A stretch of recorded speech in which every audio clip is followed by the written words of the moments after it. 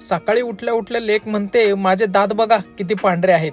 आणि आंघोळ वगैरे झाल्यावर आमची हेअरस्टाईल पाहिली का कशी आहे.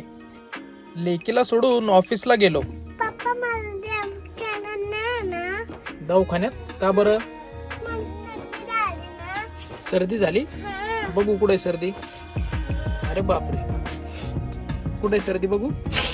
आई गप्प.